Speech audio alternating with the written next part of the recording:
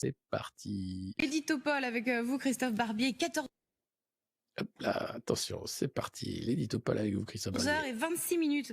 C'est la durée du gouvernement Le Cornu. Comment est-ce qu'on explique un tel fiasco? Parce qu'il est nul, et il n'a rien duré du tout, parce qu'il a pris des gens, il demande des gouvernements, des gens de droite, de Retailleau, et puis avec Casimir Louis Victorien de Rochechouart, de Mortemart, du Braquemar de Mort, qui n'avait duré que moins longtemps que lui, parce qu'il avait fait pareil, il avait pris Bruno Retailleau, Bruno Le Maire, il avait fait tout ça, et du coup, ils étaient nuls. Alors, c'est nul, mais lui, c'est encore plus nul, parce que c'est quand même Sébastien Lecornu, on s'attendait, ministre des Armées, et il avait l'air sérieux, tout ça, il parlait des choses avec la voix grave, et en fait, nul, et comme les autres. Mais bah, c'est pas grave, hein, parce que si on écoute les autres, eh ben, ils sont encore plus nuls, les autres. Il y a qu'à écouter, par exemple, comment il s'appelle? J'ai été reçu pendant 1h30 par le Premier ministre, quelques minutes avant que la composition du gouvernement ne soit donnée. Jamais il ne m'a dit,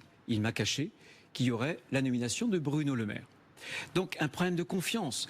Quand on est dans une équipe, on a besoin de confiance. Alors parce Eh ben, tout ça, c'est pas d'accord. Qui c'est lui? Pour qui se prend l'écuyer du Puy du Fou? Non mais, on est où, quoi? On est où? J'ai envie de dire, mais rentre chez toi, Vendéen de merde. Ça suffit. Il faut arrêter la récréation. Il faut que chacun, enfin, soit responsable.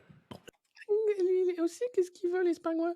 Il est là, il est perdu en Espagne, il revient, il nous fait des leçons, alors qu'Emmanuel Macron est le plus beau, le plus fort, le meilleur président que la France ait jamais connu, le plus intelligent, il est capable de tout, y compris de transformer la matière. Alors pourquoi on le prend pour un nul, alors que lui, c'est un super-héros? Aujourd'hui, la cible de tout le monde, mais est-ce qu'il est vraiment responsable? bien sûr, Et non, il n'est pas responsable, parce que c'est Emmanuel Macron, je vous viens de le dire. C'est comme le docteur Manhattan, il est capable de faire des choses comme dans Watchmen. Je sais pas si vous connaissez Watchmen, mais le docteur Manhattan, il est plus fort que Superman. Comme beaucoup de Français, je ne comprends plus les décisions du président de la République.